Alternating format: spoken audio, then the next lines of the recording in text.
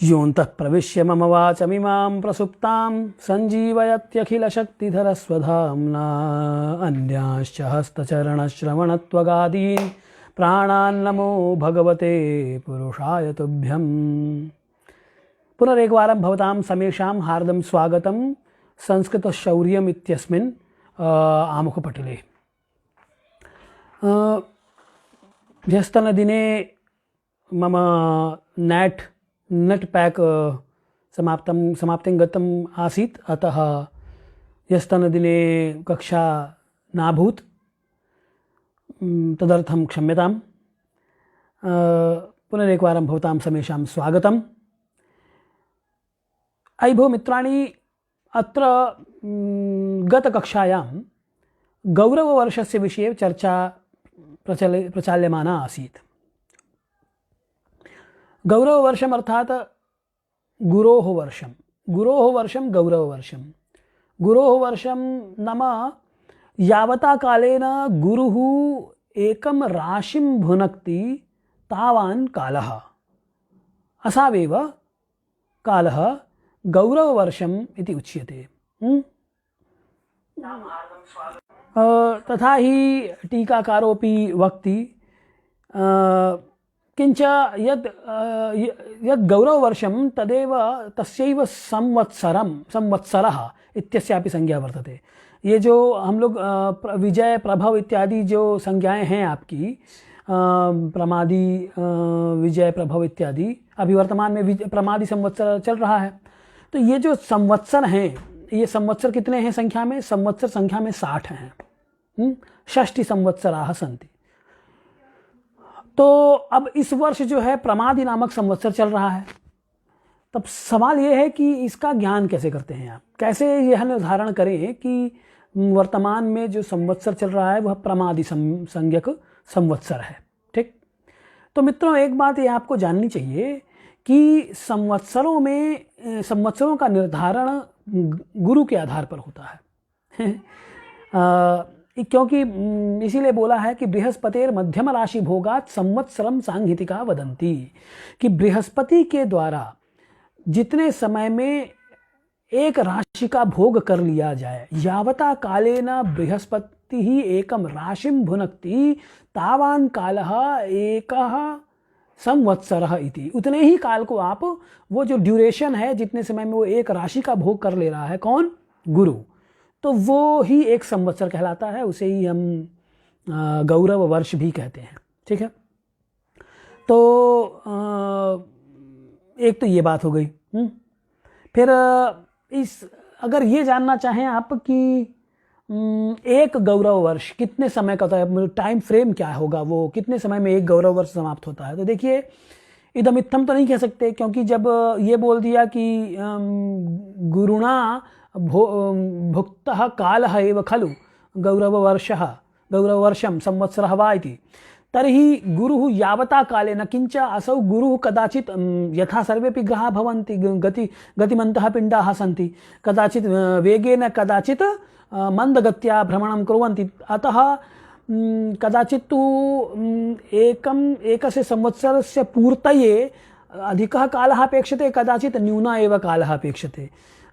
तो इस कारण से ये जो गौरव वर्ष है, जिसे आप संवत्सर बोल रहे हैं, ये संवत्सर का टाइम फ्रेम तय नहीं है, लेकिन मोटा मोटी तौर पे इसको हम तय कर लेते हैं। और कैसे करते हैं कि वो ये कहते हैं कि जो आप देखिए, बृहस्पति का भगण काल पहले आप निकाल लीजिए। भगण काल कैसे निकालेंगे, वो तो वही तरीका है, आपको पहले जाना पड़ेगा अहरगण से आपको निकालना पड़ेगा, क्योंकि जब एक महायुग में इसके भगण दिए हुए, देखिए मैं आपको दिखा देता हूँ कि बृहस्पति के भगण को कैसे निकाल, एक महायुग में बृहस्पति के कितने भगण होते हैं।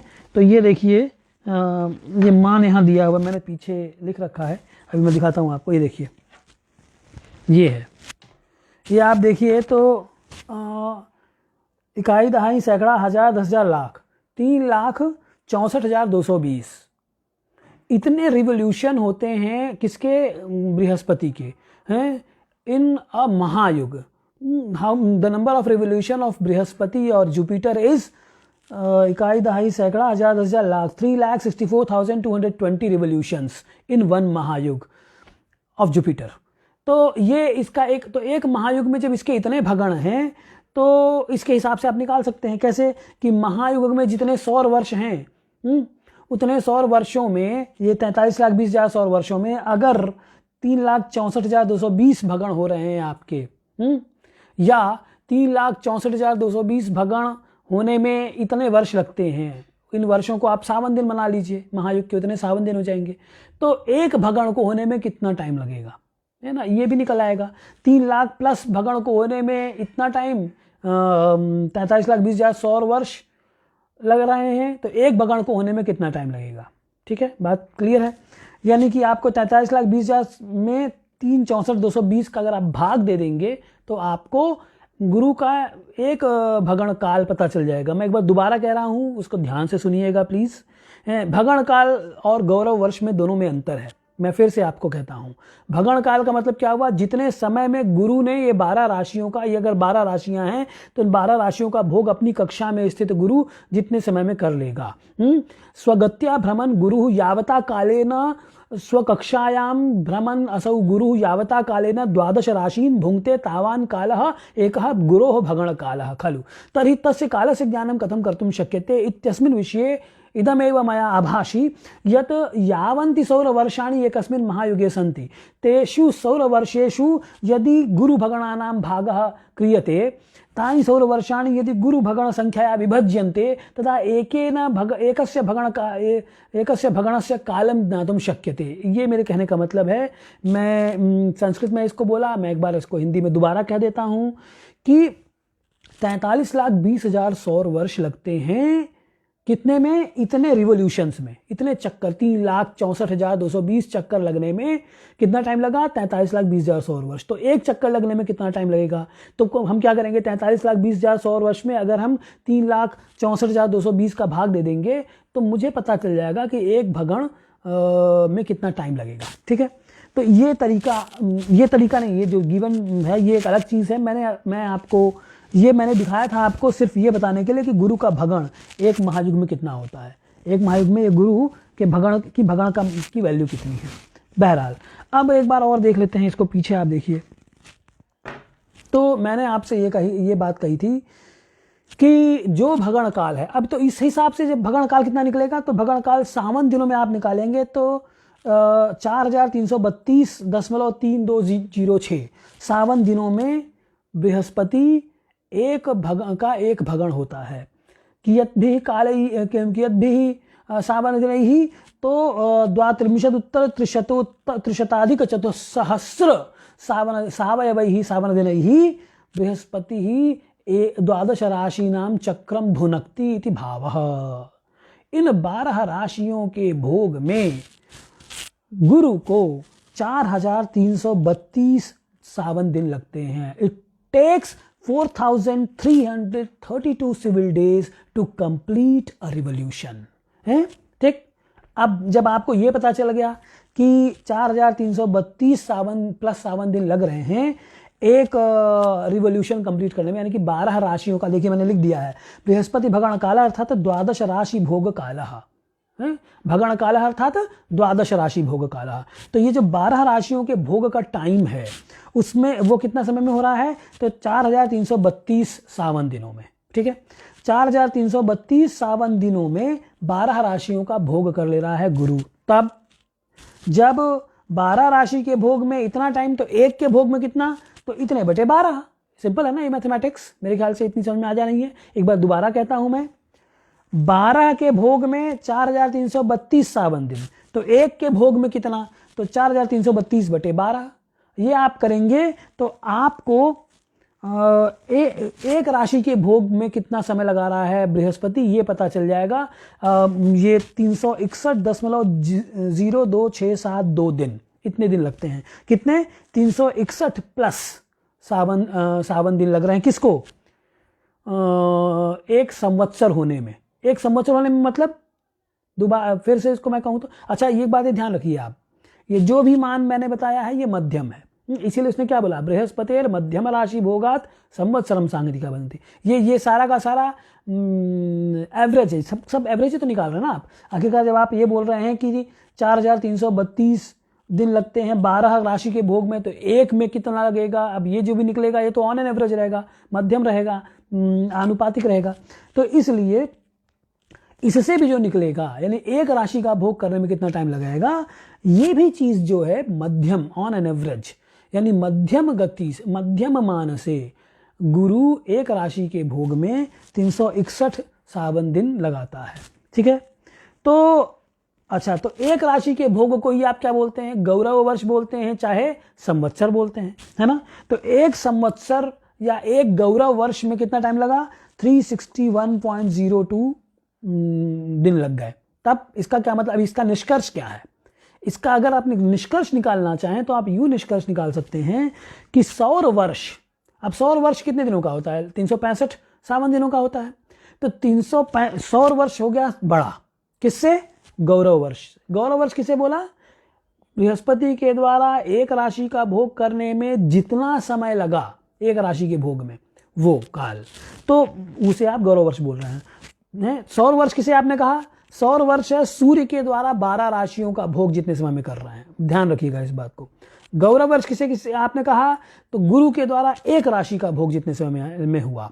तो इस प्रकार से सौर वर्ष उन्होंने बोला कि बड़ा होता है, गौरव वर्ष उससे छोटा होता है। क्यों, क्योंकि सौर वर्ष 365 सावन दिनों में हो रहा है कंप्लीट, और गौरव वर्ष मध्यम मान से 361 सावन दिनों में हो रहा है। यानी कि गौरव वर्ष 361 में, सौर वर्ष 365 में, यानी सौर वर्ष बड़ा हुआ, गौरव वर्ष उससे छोटा हुआ, और सावन वर्ष इससे भी छोटा हुआ।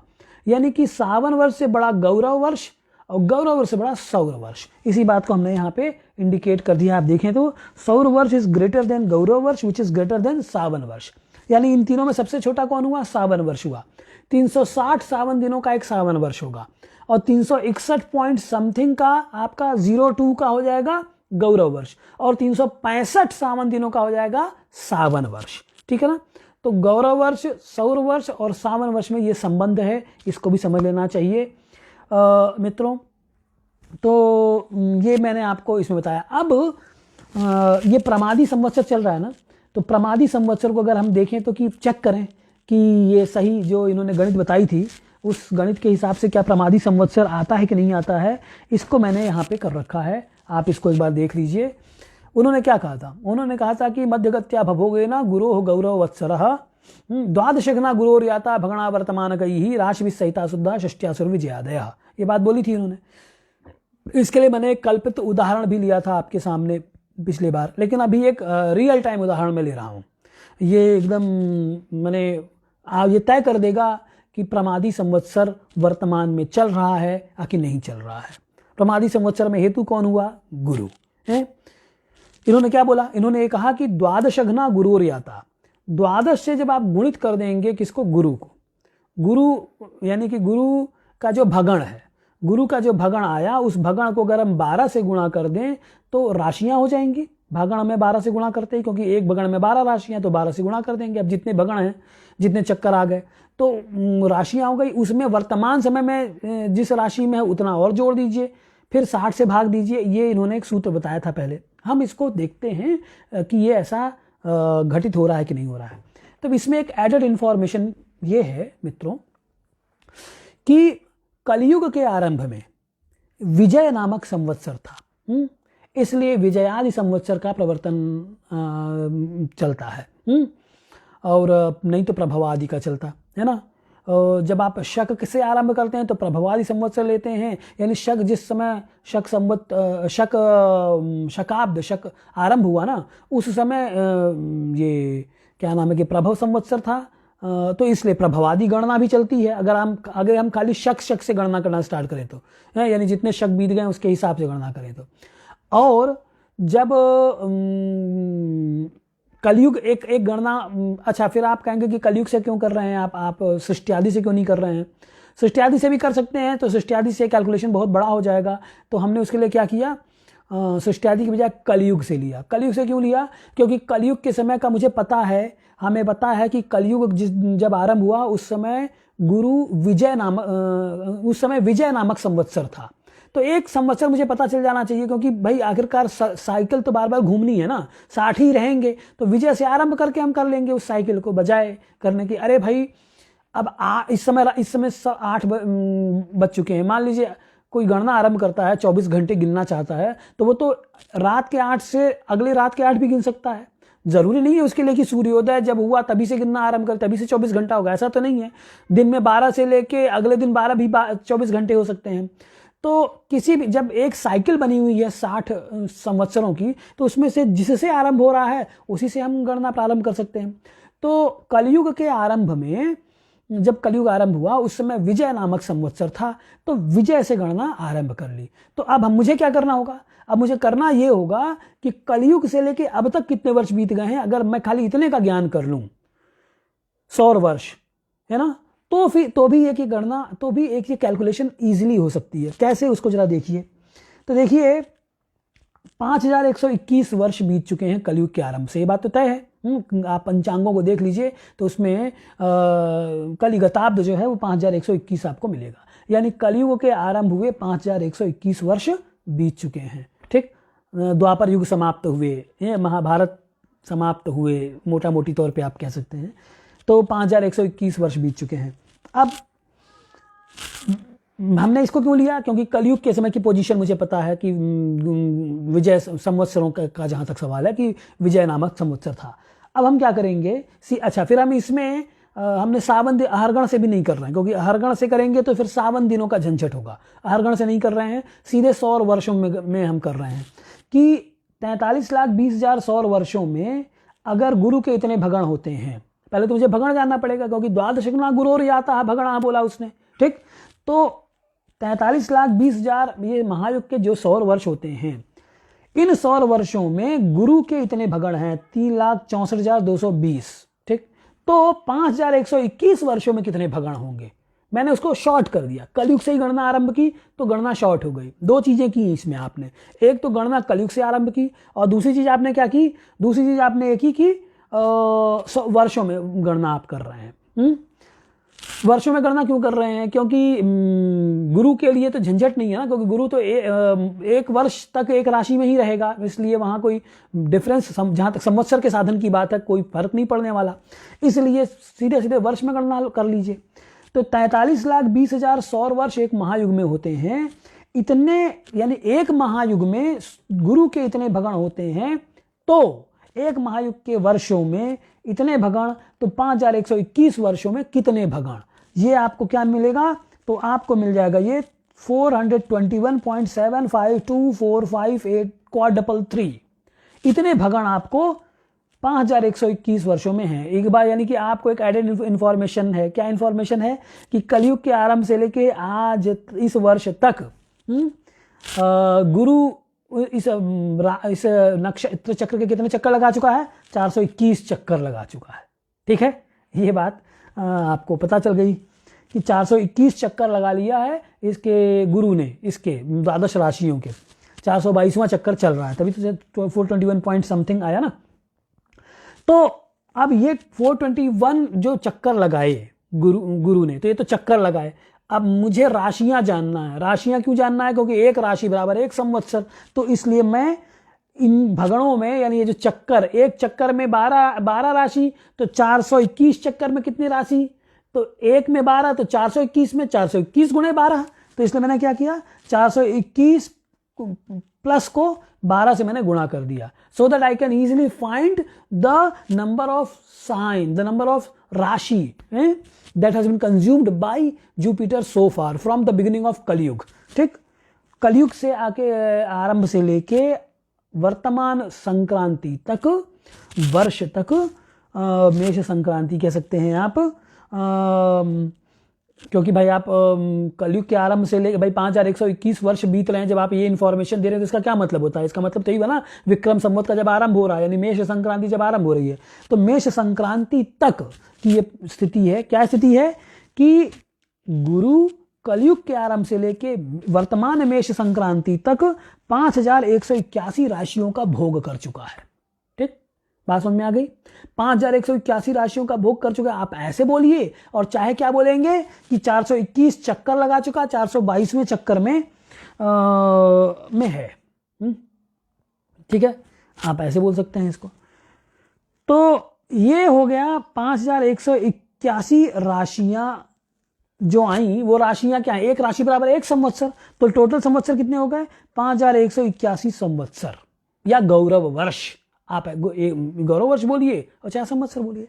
अब चूंकि संवत्सर 60 का ही होता है, 60 के बाद 61वां, फिर 61 कहिए चाहे पहला कहिए, बात एक ही है। तो इसलिए आपको इसको 60 से भाग देना पड़ेगा, क्योंकि 60 की ही साइकिल है। 60 से जब आप भाग देंगे तो 60 संवत्सरों के 86 चक्र निकल चुके हैं, जो विजय यानी विजय 86 विजय बीत चुके हैं।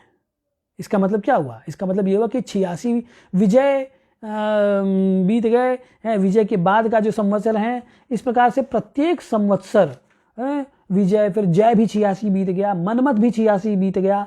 क्यों मैं ऐसा कह रहा हूं? क्योंकि आप देखिए 86 चक्र, पूरे 86 साइकिल निकल चुके हैं संवत्सरों के। 87वां साइकिल चल रहा है, जिसमें रिमाइंडर आया है 21। और जब आप विजय से गणना आरंभ करेंगे तो विजय से अगर शेष यहाँ 1 आता है, तब तो फिर आपका क्या हो जाएगा? विजय संवत्सर। भाई यहाँ संवत्सरों के चक्र समाप्त, 86 चक्र समाप्त। अब मान लीजिए यहाँ 1 आता शेष, तो इसका मतलब विजय नामक संवत्सर चलता। 2 होता तो जय सा चलता, 3 होता तो मनमथ, 4 दुर्मुख, 5 हेमलंब, 6 विलंब, और इस प्रकार से 19वां विरोधकृत, 20वां परिधावी और 21वां प्रमादी नामक संवत्सर। तो ये देखिए, चूंकि यहाँ शेष 21 आया है, आप देख लीजिए भाग करेंगे तब भी मैंने कोई अपने मन से नहीं लिखा हुआ है। 5181 में भाग देंगे तो 6 48, 480 आया, शेष बचा 38, 1 उतार लेंगे 381, फिर 6 के 36, 360 घटा देंगे तो 21 आया। इसका मतलब क्या हुआ कि 86 चक्र 60 संवत्सरों के बीत चुके हैं। 87वां जो संवत्सर का चक्र चल रहा है, उसमें 81वां संवत्सरों की जो साइकिल है, उसमें 87वां साइकिल चल रहा है। इस साइकिल में 21वें संवत्सर पे हम वर्तमान में हैं, जो कि प्रमादी नामक है, इसलिए इस संवत्सर का नाम प्रमादी है। So now you are able to know, you knew that how we can get the name of samvatsar, how we can identify the particular samvatsar in an year। एक वर्ष में कौन सा संवत्सर चल रहा है वर्तमान वर्ष में, करंट ईयर में, आप इसको कैसे आइडेंटिफाई करते हैं, ये आपने देख लिया। मेरा एक ये था विचार कि एक रियल टाइम लेके भी करें, और एक ये भी विचार है कि हर गण और ग्रहों का साधन इत्यादि भी मैं एक रियल टाइम लेके चलूं मित्रों। लेकिन मैं वो देखूंगा कि आपका उत्साह कितना है उसके हिसाब से, बिकॉज मैं ज़्यादा पेन लूं और कोई फ़ायदा ना निकले तो मज़ा नहीं आता है ना। तो आप इसको अधिक से अधिक लाभ उठाएं, जो अध्ययन हो रहा है इसको लोगों तक पहुंचाएं। मेरे फेसबुक पेज पे जा सकते हैं, संस्कृत शोलम पे जा सकते हैं। जो लोग सिद्धांत शिरोमणि पढ़ना चाहते हैं वो संस्कृतम भारतम पर पढ़ सकते हैं। और इसके अलावा अगर रिस्पांस अच्छा रहा तो मैं इसके यूट्यूब वीडियोस भी जल्दी ही बनाने वाला हूँ। खैर, तो मैं कह रहा, अच्छा अब इसके टीका को देख लेते हैं। इन्होंने ये कहा कि ये कुछ चीज़ें तो हो गई थी कि टीका अगर आप देखेंगे तो टीका में इन्होंने बोला है कि एतद्धि गौरव वर्षम कल्प कुदिन ही कल्प गुरु कल्प भगणाता एकेन कुदिन किम इति, कि कल्प कुदिन में यदि गुरु के कल्प भगण होते हैं तो एक दिन में कितना, इति फलम एकस्मिन दिने गुरोः गतिमानम। एक दिन में गुरु की अगर गति आपको जाननी है तब उसके लिए आपको क्या करना पड़ेगा, उसके लिए फिर आपको दिन में कैलकुलेशन करना पड़ेगा। फिर वर्ष में तो कैलकुलेशन नहीं कर सकते ना आप। एक महायुग में या एक कल्प में जितने दिन हैं उतने दिनों को रखिए कि इतने दिनों में अगर गुरु की का इतना भगण होता है तो एक दिन में कितना, आपको दिन में अगर जानना है तो फिर आपको क्वेश्चन भी उसी प्रकार से पुट करना पड़ेगा, दिन में पुट करना पड़ेगा कि कल्प के या महायुग के इतने दिनों में गुरु के 3,64,000 महायुग के दिनों में मान लीजिए, तो महायुग के दिनों में अगर 3 लाख, ये तो वर्ष है ना, अब वर्ष की बात नहीं कर, सावन दिनों की मैं बात कर रहा हूँ कि एक महायुग में जितने सावन दिन होते हैं उतने में अगर 3,64,220 भगण तो एक दिन में कितना, ये जो एवरेज निकलेगा वो एक दिन में गुरु की मध्यम गति निकालेगा, ठीक है ना। तो ये मध्यम गुरु राशि एक दिन में निकल गई है। अनया गत्या एकम दिनम तदा मध्यम गुरु राशि कला भी किम, कि अब तो आपने जो कलात्मिका गति एक दिन की निकलेगी, जैसे 5 कला है, तो 5 कला है, तो उस 5 कला अगर एक दिन में, तो एक राशि का भोग कितने टाइम में, ये भी एक तरीका है। देखिए मैं आपको बता दूं, ये तो मेरे ख्याल से हो गया है, इसको हटा देता हूं और उसको भी मैं बता देता हूं।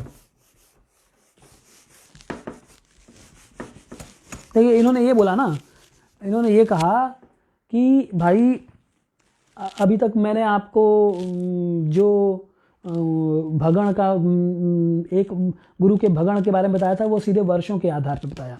अब ये और गौरव वर्ष, अब ये जो गौरव वर्ष बता रहे हैं, यानी कि एक राशि भोग काल, ये सावन दिन के आधार पर ये बता रहे हैं। तो इन्होंने क्या बोला, इन्होंने ये कहा कि भाई यदि कल्प कुदिनई ही, कल्प कुदिनई ही, कल्प कुदिनई यानी कि कल्प एक अस्मिन कल्पे यावंती कुदिनानी सावन दिनानी तई सावन दिनहि, उतने सावन दिनों के द्वारा यदि गुरु के कल्प भगण मिलते हैं, कल्प गुरु कल्प भगणा, तो एक दिन में कितना, तो एक दिन में इसकी स्पीड पता चल जाएगी आपको। तो एक दिन में किस स्पीड निकालने के लिए कह रहे हैं, तो उसके लिए क्या करेंगे आप, गुरु के कल्प के भगण ले लीजिए, गुरु कल्प भगणा डिवाइडेड बाई कल्प कुदिनानी। गुरु के कल्प में जितने भगण हो रहे हैं, 3,64,220 थे ना, उसमें 3 जीरो और बढ़ा दीजिए, क्योंकि 3,64,220 भगण हो रहे हैं उसके एक महायुग में। और महायुग 1000 महायुगों का एक कल्प होता है, तो 1000 यानी कि 3, उसको 1000 गुना कर दीजिए, यानी कि 3 जीरो और बढ़ा दीजिए उसी में, तो वो हो जाएगा एक कल्प में गुरु का भगण। अब उसको कल्प में जितने सावन दिन होते हैं उससे भाग दे दीजिए, तो आपको एक दिन की वैल्यू पता चल जाएगी। तो उन्होंने ये कहा कि जब इस प्रकार से एक दिन की वैल्यू आपको पता चल गई, तो इससे क्या निकलेगी, ये कलात्मिका गति, कलात्मिका दैनिक गति, ये एक दिन में गुरु कितनी कला चल रहा है या गुरु की दैनिक गति कितनी है, ये आपको पता चल जाएगी। फिर उन्होंने अब उससे फिर अनुपात करना स्टार्ट किया। क्या कहा कि इतनी कलात्मिका गति यदि एक दिन में, तो राशि, एक राशि में कितनी कलाएं होती हैं, 1800 कला है, तो 1800 कला को कंप्लीट करने में कितना टाइम लगाएगा। अगर 5 कला अगर वो ले रहा है एक दिन में, तो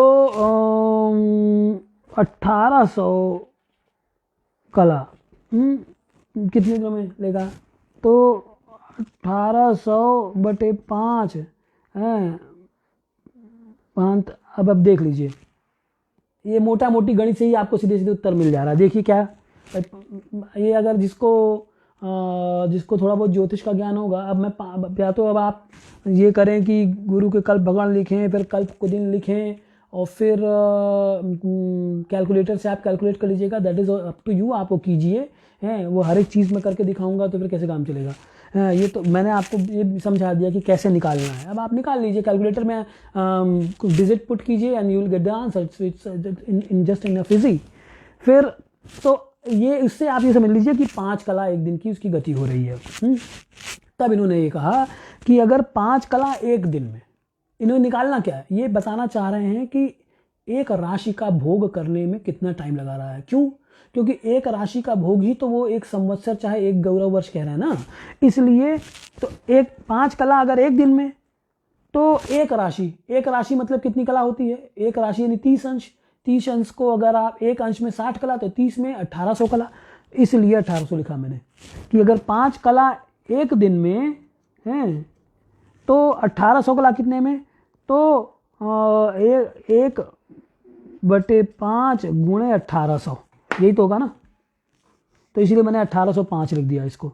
अब जब ये 1805 आपने लिख दिया तो 5 से भाग दे दीजिए इसको। देखिए 5 से भाग देंगे 180 को, तो कितना आएगा, 5 तिया 15, 3 0 5 6 30, देखिए 360 तो सीधे सीधे यही आ रहा है, देख रहे हैं ना, 360 दिन तो आ गया एक राशि के भोग में किसका, गुरु का। और अगर आप इसको कायदे से निकाल लेंगे इस अनुपात को तो और सूक्ष्म आ जाएगा। इस सूक्ष्म, जैसा कि मैंने पहले आपको बताया कि 361 पॉइंट समथिंग सावन दिनों का एक गौरव वर्ष या संवत्सर होता है। इसी बात को टीकाकार कहते हैं कि 361.22445 सावन दिनाध्यात्मकं भवति। एतत् संवत्सर मानात् सावन वर्षम 12445 सावन दिनादिना लघु। मैंने पहले भी इस चीज़ को यहाँ पे बताया था आपको कि ये देखिए मैंने ये एक्सप्रेशन लिख के रखा था कि सावन वर्ष 360 सावन दिनों का सावन वर्ष, और जो गौरव वर्ष है वो 361 प्लस का है, यानी गौरव वर्ष सावन वर्ष से बड़ा है। यही बात ये कह रहे हैं कि सावन दिन कि एतत् संवत्सर माना तो सावन वर्षम लघु भवति तथा सौर वर्षम सावन दिनादिना महद भवति। और जो सौर वर्ष है वो इससे बड़ा हो जाएगा, क्योंकि सौर वर्ष 365 प्लस का होता है, गौरव वर्ष 361 प्लस का है, तो सौर वर्ष ज़्यादा बड़ा हुआ, इस बात को ये कहते हैं। अब एक बात और कह रहे हैं, वो क्या कह रहे हैं, अतः यदि एकस्मिन् वत्सरे स्फुट गुरोः एक राशि संचारो भवेत हैं, एक वर्ष में अगर स्पष्ट गुरु की राशि का संचार हो हैं, तदा असौ शुद्ध वत्सर ज्ञेयः। जब स्पष्ट गुरु एक वर्ष में राशि का संचार, आप स्पष्ट गुरु पहले निकाल लीजिए। अब एक बार जब हम गुरु का स्पष्ट साधन कर लेंगे, फिर उस स्पष्ट गुरु को देखिए कि वो उस राशि का भोग, जिस भी राशि में उसने प्रवेश किया, जिस दिन राशि में प्रवेश कर रहा है किसी भी, यस्मिन् कस्मिन् अपि राशौ प्रविशेत असौ गुरु, ततः आरभ्य प्रतिदिनं वेद क्रियया एकस्य राशेः भोगः यावता काले न करोति तदेव खलु शुद्धः संवत्सर कालः। वही तो हो जाएगा ना। जब तक, पहले तो आपको क्या करना पड़ेगा, स्पष्ट गुरु निकाल लीजिए। स्पष्ट गुरु यानी कि जो राशि कला विकला आई वो उतने राशि कला विकला पे आपको दिख रहा है, जिसे आप वेदोपलब्ध गुरु कहते हैं, स्पष्ट गुरु कहते हैं, जिसे आप दृग् गणितज्ञ कहते हैं।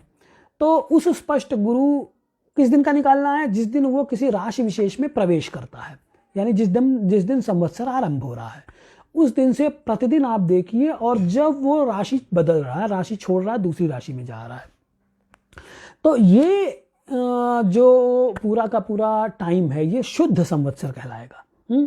यदि गुरु एकस्मिन् संवत्सरे द्विराशिचारं कृत्वा पुनः वक्रतो, अच्छा है, तब उन्होंने ये कहा कि लेकिन इस संवत्सर में अगर वो कोई वक्री नहीं होता है, और वक्री अगर होता भी है तो सिर्फ उसी राशि में वक्री होता है, दूसरी किसी राशि में, जैसे मान लीजिए कि मकर में गया और मकर में ही वो राशि भर रहा, भले मकर में वक्री भी हो जाए लेकिन धनु में ना जाए, जैसा कि हुआ है ना, तो ऐसे संवत्सर को शुद्ध संवत्सर बोलेंगे। यदा यस्मिन् संवत्सरे गुरुः एकस्यैव राशेः भोगं करोति, नाम वक्रगत्या असौ प्राक्तनं राशिं न गच्छति न प्रविशति, प्रत्युत तस्मिन्नेव राशौ वक्रगतिकोऽपि भवति, पुनः मार्गी भवति। नाम एकस्मिन् संवत्सरे यदा एकस्यैव राशेः भोगः करोति तदा असौ संवत्सरः शुद्धः संवत्सरः, वो एकदम प्योर संवत्सर कहलाता है। लेकिन जब वो दो राशियों का संचार करता है, द्विराशिचारं कृत्वा पुनः वक्रतः असौ पूर्व राशिं नयति, तदा असौ लुप्त संवत्सरः महातिचारश्च कथ्यते। एक लुप्त संवत्सर की इन्होंने बात की है कि वो दो राशि का चार कर जाता है। दो राशि धनु में, फिर धनु से मकर, धनु में आया, फिर धनु से मकर में आ गया, और वक्रतः असौ पूर्व राशिं न एति, और उसमें फिर वो धनु में लौटा नहीं, मकर का मकर ही में रह गया। आरंभ किया उसने धनु से, लेकिन मकर से, लेकिन फिर वो पलट के आ गया धनु में, और फिर वो मकर में नहीं गया उस पूरे वर्ष है। तो आप क्या कहेंगे, उस संवत्सर को लुप्त संवत्सर कहेंगे। इसे ही अतिचार कहते हैं गुरु का। तो यदि वर्ष मध्य द्विराशिचारं कृत्वा वक्रतः पुनः पूर्व राशौ, इसे महातिचार कहे। लेकिन अतिचार किसे कहेंगे? 3 संज्ञाएं अलग अलग प्रकार के संवत्सर बताए, या गुरु की के 4 को यानी कि चरण को बताया उन्होंने। एक उन्होंने कहा एक तो सामान्य चार है उसका गुरु का, जिसे शुद्ध संवत्सर कहा। एक उन्होंने कहा महा अतिचार, और एक कहा अतिचार। जो महा अतिचार है इसी को लुप्त संवत्सर कहा। और जो जिसमें अतिचार या महा अतिचार नहीं हुआ है वो शुद्ध संवत्सर है। शुद्ध संवत्सर मैंने आपको बता दिया, वो संवत्सर शुद्ध संवत्सर कहलाता है जब गुरु जिस राशि में था प्रवेश में उसने संवत्सर का आरंभ किया, उसी राशि में पूरे संवत्सर भर रहा, तब तो वो क्या कहलाएगा? शुद्ध संवत्सर कहलाएगा। जब उसने क्या किया, उससे पीछे वाली राशि में आ गया और फिर दोबारा उस राशि में नहीं गया, यानी उदाहरण के तौर पर जैसे मैंने आपसे कहा कि मान लीजिए मकर में है और पीछे आ गया, वो मकर में आरंभ किया और आ गया वो इसमें धनु में वक्र होके, फिर वो दोबारा मकर में नहीं गया पूरे वर्ष भर, तो ये लुप्त संवत्सर कहलाएगा, इसे महा अतिचार कहेंगे। और जब वो वक्री होके पीछे आया और फिर उसके बाद अपने राशि में चला गया तो इसे अतिचार कहेंगे। ठीक है, यानी कि उधर जैसे मैंने उदाहरण दिया आपको कि भाई मकर से आरंभ किया, फिर धनु में आया वक्री होके और फिर मकर में चला गया कुछ दिनों बाद, तो इसे अतिचार कहेंगे, महा अतिचार नहीं कहेंगे। तो अतिचार की लुप्त संवत्सर संज्ञा नहीं है, महा अतिचार वाले की ही लुप्त संवत्सर संज्ञा है। ठीक है, तो यदि वर्ष इसी बात को प्रमाण भी उन्होंने दिया टीका में, क्या कहते हैं? यत्रैक राशि संचारो मार्गगत्या गुरोर भवेत, कि मार्गगत्या यानी सीधी गति से, जब मार्गी का मतलब हुआ जब एकदम सीधी गति में चला जा रहा है, जब फ्लिप नहीं कर रहा है, पीछे नहीं आ रहा है, बैक नहीं हो रहा है, तो उन्होंने कहा कि यत्र एक राशि संचारः, यत्र अर्थात यस्मिन् संवत्सरे गुरुः एकस्मिन्नेव राशौ संचरति सः शुद्ध मार्गगत्या संचरति सः शुद्धः संवत्सरः स्यात् सर्वेषां च शुभप्रदः, और वह जो शुद्ध संवत्सर होता है वो सभी के लिए शुभप्रद होता है। और यत्र द्विराशि संचारः, और जब 2 राशि में संचार कर जाएगा, यतिचारस्य कथ्यते, एक में था फिर पलट के दूसरे में वक्री होके पीछे आ गया और फिर उसमें चला गया, तो यत्र द्विराशि संचारः यतिचारस्य कथ्यते। और लुप्ताब्दश्च यदाब्दान्ते पूर्वभम नैति वक्रितः, और लुप्त अब्द यानी लुप्त संवत्सर कब होगा? तो लुप्त संवत्सर तब होगा कि जब संवत्सर के अंत में वो पूर्वभम न एति, अपनी पहले वाली राशि में नहीं जाता है, बल्कि जिस राशि में वक्री हुआ उसी में बैठा रहता है, तो ये लुप्त संवत्सर कहलाएगा। तो ये हो गया आपका, मैंने आपको विजयादि संवत्सर निकालना भी इसमें दिखाया। तो आज इतना ही रहने देते हैं, फिर अगली कक्षा में हम लाघव विधि पढ़ेंगे और ग्रहों के इसके बारे में जानेंगे। किसके बारे में? ये व्यास और परिधि इत्यादि के संबंधों का ज्ञान करेंगे। तो इन्हीं शब्दों के साथ आज मैं अपनी वाणी को विराम देता हूँ। आप अधिकाधिक इसको देखें। मेरे फेसबुक पेज पर जाके, मेरा फेसबुक पेज विद्या सुरभि नाम से है, उस पर आप जाके और भी मेरे वीडियोस देख सकते हैं। सिद्धांत शिरोमणि के वीडियोस आप चाहें तो लेक्चर्स आप मेरे विद्या सुरभि पेज पर जाके देख सकते हैं। इन्हीं शब्दों के साथ मैं अपनी वाणी को विराम देता हूँ। जयतु संस्कृतम, जयतु भारतम, जयतु ज्योतिषम।